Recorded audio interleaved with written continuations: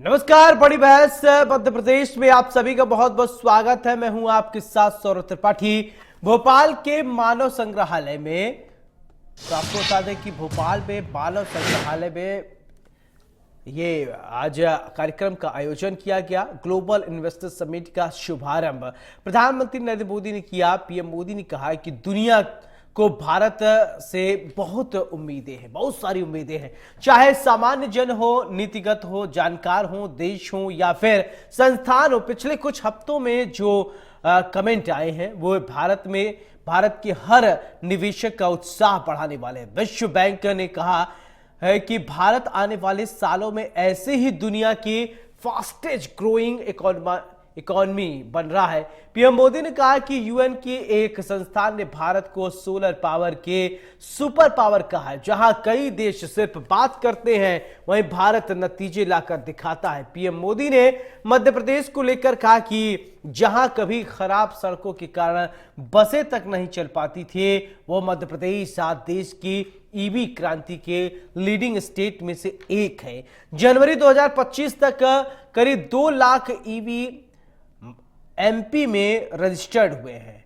ये करीब 90% ग्रोथ है। और इस दौरान पीएम मोदी ने मध्य प्रदेश सरकार के निवेश को प्रोत्साहित करने वाले 18 से अधिक नई नीतियां भी लॉन्च किया है। कार्यक्रम में प्रदेश की औद्योगिक संभावनाओं पर केंद्रीय लघु मध्यम प्रदेश अनंत संभावनाएं यहां है और प्रदर्शन किया है। और इसके साथ ही प्रधानमंत्री नरेंद्र मोदी के नेतृत्व और मार्गदर्शन में विश्व की प्रमुख अर्थव्यवस्था के रूप में उभरते भारत पर केंद्रित लघु फिल्म इंडिया ग्रोथ स्टोरी का भी प्रदर्शन किया गया। इस मौके पर वीडियो मैसेज में अडानी ग्रुप के चेयरमैन गौतम अडानी ने mining, smart vehicle, thermal energy sector में 1 लाख बताया जा रहा है कि 10,000 करोड़ निवेश का ऐलान किया है। उन्होंने कहा है कि इससे साल 2030 तक 1,20,000 लोगों को रोजगार मिलेगा।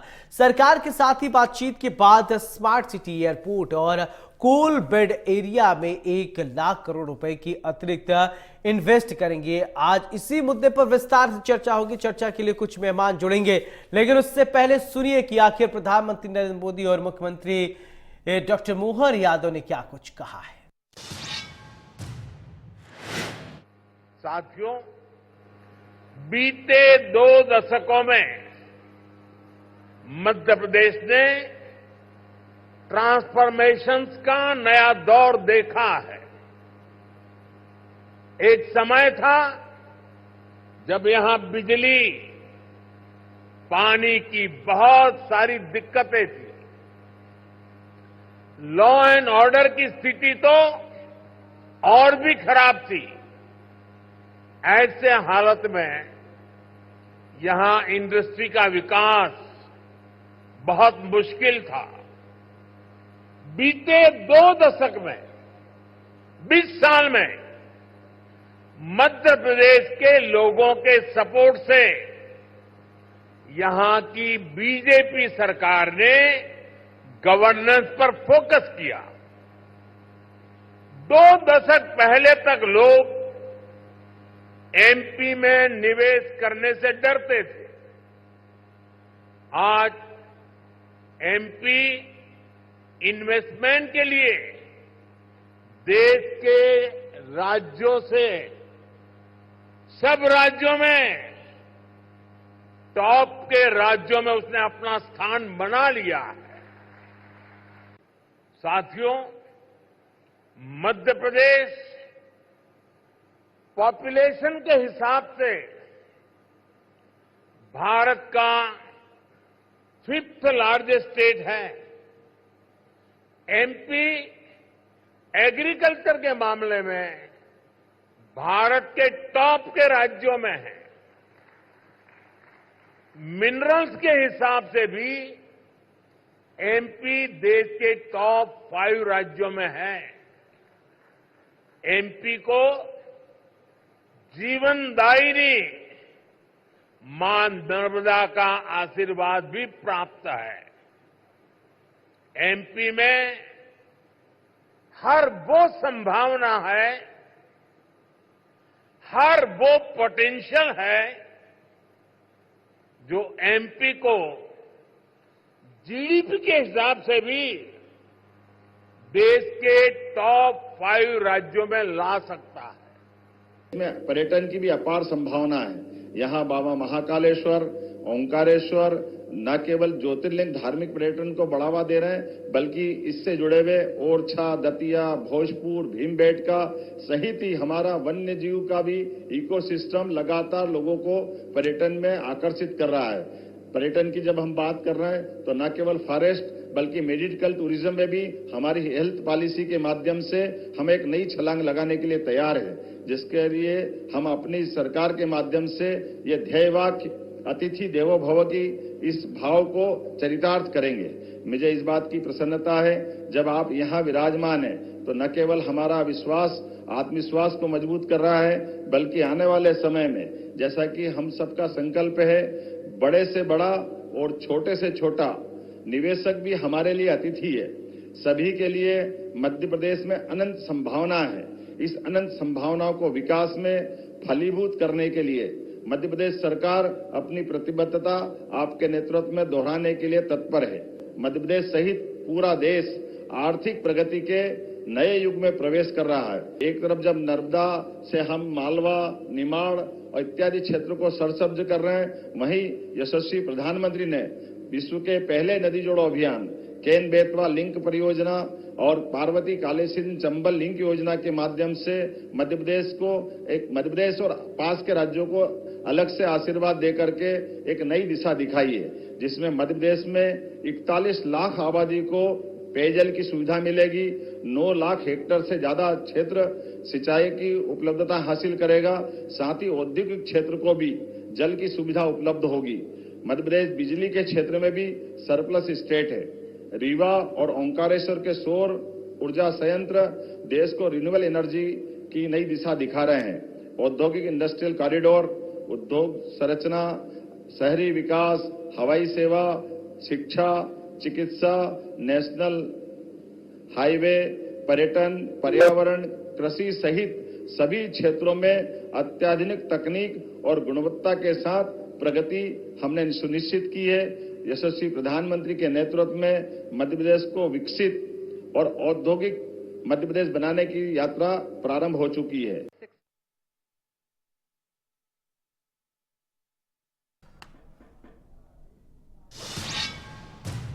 चलिए, हमारे साथ 2 खास मेहमान जुड़ रहे हैं। सबसे पहले परिचय, फिर इसके बाद चर्चा की शुरुआत करते हैं। संजय त्रिपाठी जी हैं, वरिष्ठ पत्रकार हैं, बहुत बहुत स्वागत है। डॉक्टर उपेंद्र सिंह तोमर जी हैं, प्रदेश अध्यक्ष हैं स्टोन इंडस्ट्री के, बहुत बहुत स्वागत है उपेंद्र जी आपका। चर्चा की शुरुआत संजय त्रिपाठी जी मैं आपसे करना चाहता हूं कि आज GIS का आगाज हो गया है, प्रधानमंत्री नरेंद्र मोदी भी आए उद्घाटन कार्यक्रम में। सबसे पहले आपसे प्रतिक्रिया, फिर इसके बाद चर्चा को आगे बढ़ाते हैं।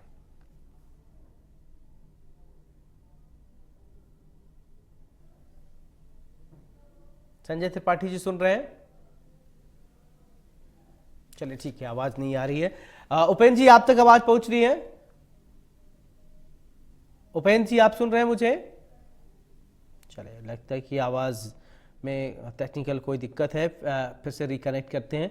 ये आज निवेशकों का स्वर्ग MP में पर्व, मध्य प्रदेश उद्योग नीति, PM मोदी ने लॉन्च की मध्य प्रदेश सरकार की 18 नीतियां। इन 18 नीतियों पर विस्तार से चर्चा हुई है। आज का दिन मध्य प्रदेश के लिए बेहद ही खास है और मध्य प्रदेश में इन्वेस्टर समिट के माध्यम से तमाम कार्यकर्ता एकत्रित हुए और ये बहुत बड़ा इवेंट है। कार्यकर्ता मतलब जो बिजनेस से रिलेटेड लोग हैं, पार्टी के कार्यकर्ता वो अलग की बात है, लेकिन आज का ये जो इवेंट का आगाज हुआ है वो प्रदेश की दशा दिशा को बदलने वाला एक इवेंट है। PM मोदी ने लॉन्च की मध्य प्रदेश सरकार की 18 नीतियां। मध्य प्रदेश सेमीकंडक्टर नीति भी लॉन्च की गई है। मध्य प्रदेश ड्रोन संवर्धन एवं उपयोग नीति भी लॉन्च की गई है। मध्य प्रदेश फिल्म पर्यटन नीति 2025 को लॉन्च किया गया है। मध्य प्रदेश पर्यटन नीति 2025 को लॉन्च किया गया है। ये बड़ी जानकारी, और इसी जानकारी के साथ हम आगाज करेंगे आज के डिबेट का भी। तो मध्य प्रदेश पंप हाइड्रो को लॉन्च किया गया। मध्य प्रदेश की सिटी गैस डिस्ट्रीब्यूशन 2025 लॉन्च की गई है। मध्य प्रदेश विमानन नीति भी लॉन्च की गई है। तो मध्य प्रदेश नवकरणीय ऊर्जा नीति,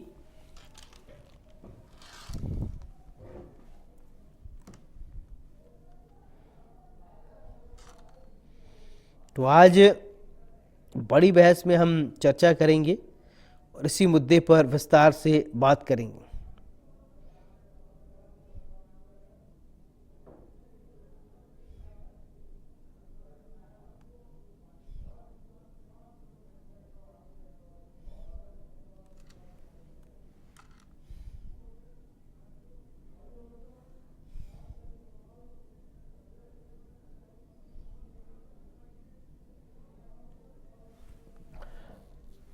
तो जीआईएस में बड़े उद्योगपति ने शिरकत की है। तो नाम आपकी स्क्रीन पर, सतीश पाई एमडी है हिंडाल्को इंडस्ट्रीज के, इन्होंने शिरकत की। और रघुपति सिंघानिया सीएमडी जेके टायर्स। और बात करें तो एच के अग्रवाल एमडी हैं ग्रासिम इंडस्ट्रीज के।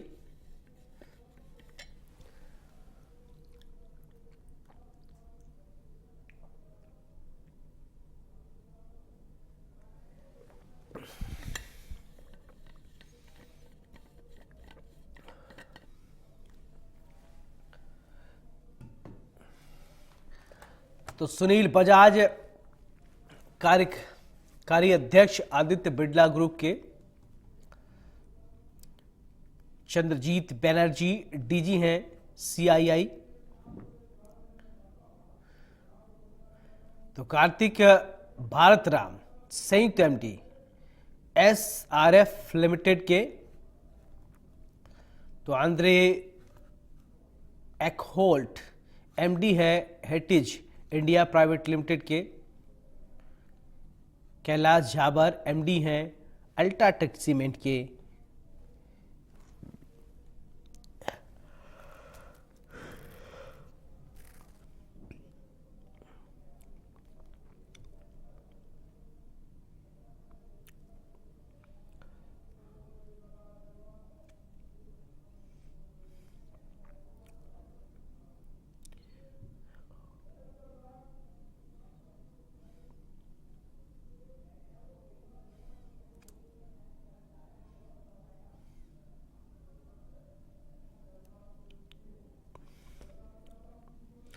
तो ग्लोबल इन्वेस्टर समिट जीआईएस में बड़े उद्योगपति ने शिरकत की है। Vinod Agarwal, Sanjeev Pahwa CMD Royals India limited. तो अभय फिरोदिया अध्यक्ष हैं फोर्स मोटर्स के।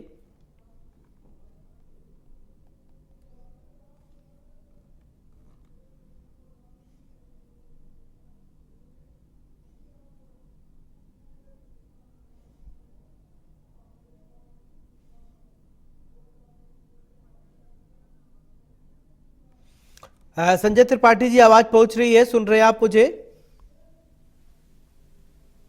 उपेंद्र जी, आप तक आवाज पहुंच रही है?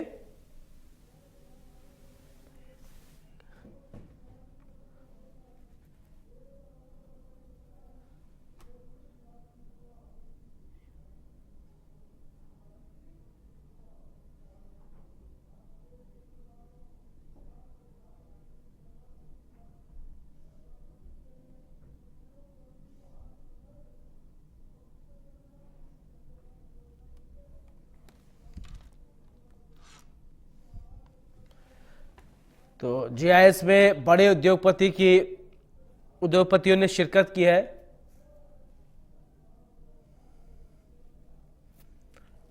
तो BS Advani CMD Blue Star limited,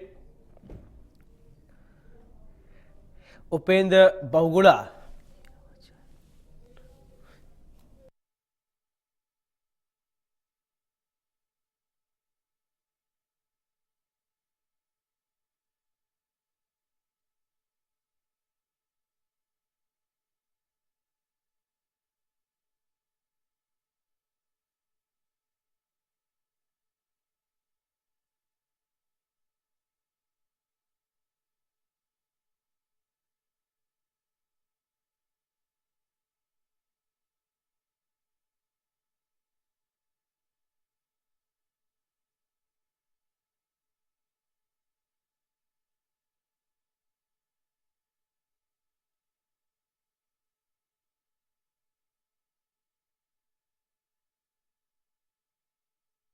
Upen ji, आप तक आवाज पहुंच रही है? सुन पा रहे हैं आप मुझे?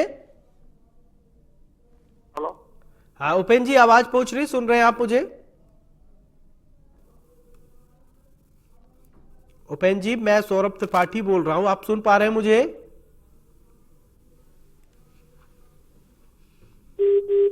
चलिए, लगता है संपर्क नहीं हो पा रहा है, फिर से संपर्क साधने की कोशिश करते हैं। तो बालकृष्ण गोयनका अध्यक्ष नादिर गोदरेज, सीएमडी गोदरेज इंडस्ट्रीज। उपेन जी, आप सुन पा रहे हैं मुझे? उपेन तोमर जी, आप सुन पा रहे हैं? मेरी आवाज आप तक आ रही है?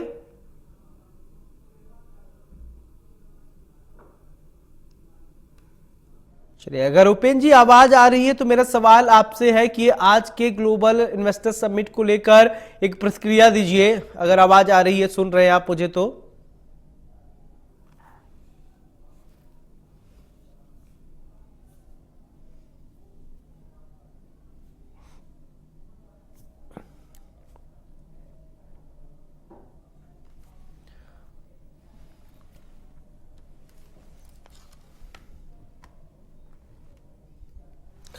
तो ये ग्लोबल इन्वेस्टर समिट,